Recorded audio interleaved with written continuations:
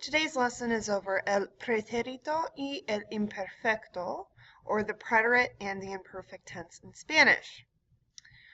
So, first we need to review what the preterite and imperfect is. So, we know that we've learned both of these different past tenses, the preterite and the imperfect. So now we're going to find out when we're going to use which one. Okay? So, first decide whether an action had a specific beginning and ending. Use the preterite if the action started and ended at a definite time. Okay? So, for example, la guerra empezó en 1846, or the war began in 1846. 1846 is telling us that it began at a specific time. Okay? So we have to use the preterite. Santa Anna fue presidente de México. So Santa Anna was the president of Mexico. Okay, so we have parameters on that time frame, all right? So the preterite also expresses that ed ending in English. All right, so now moving on to the imperfect. You're going to use the imperfect to talk about past actions without saying when they began or ended. So, los guerreros no tenían miedo del enemigo, so the warriors were not afraid of the enemy. Okay? Notice that we don't have a time frame on here. Okay? There's no like, oh, we weren't afraid of the enemy from 10:30 to 10:45. Okay? So there's no time frame. All right? The next one, el ejército peleaba valientemente, so the army fought bravely. Okay? Again, we don't have a time frame on this, so it's in the imperfect. Okay?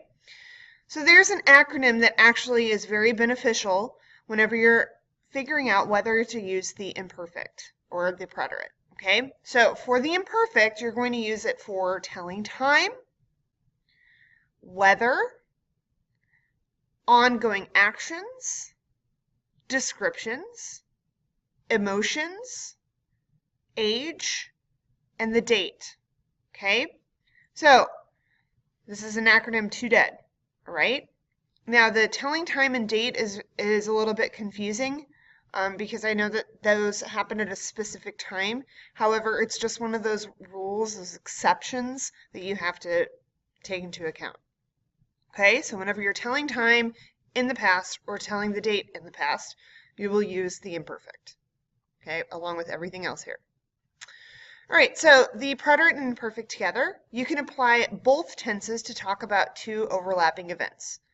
So the preterite you're going to use for the action that occurred, and the imperfect is what you're going to use for what was going on at the time. So, for example, cuando la guerra terminó, Santa Anna era presidente de México. So when the war ended, Santa Anna was president of Mexico. Okay? Terminó is an action that ended at a specific time. Ended. Okay? Era is what was going on at the time. So when that war ended at that specific time, Santa Anna was the president. Okay? So we don't have a specific time frame on his presidency when the war ended. Okay? All right. So imperfect key words.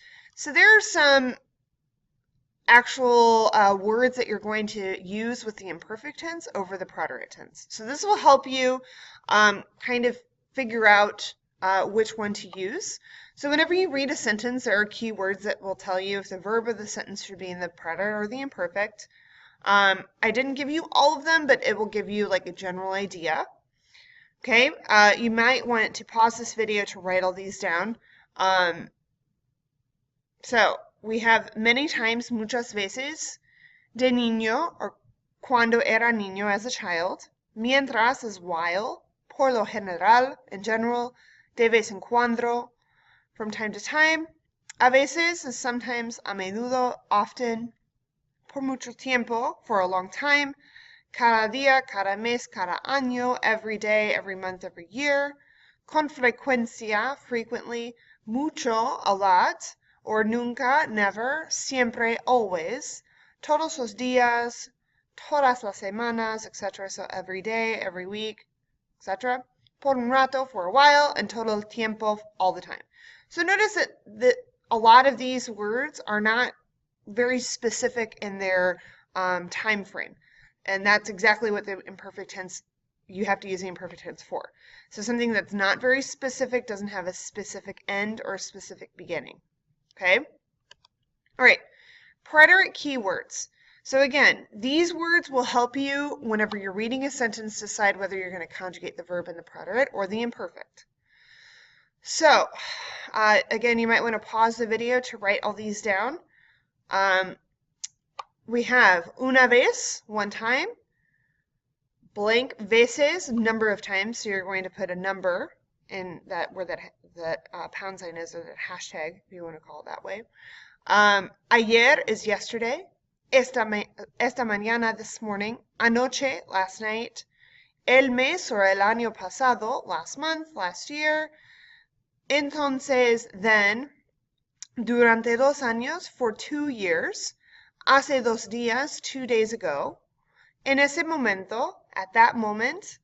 Anteayer, the day before yesterday. And la semana pasada, last week.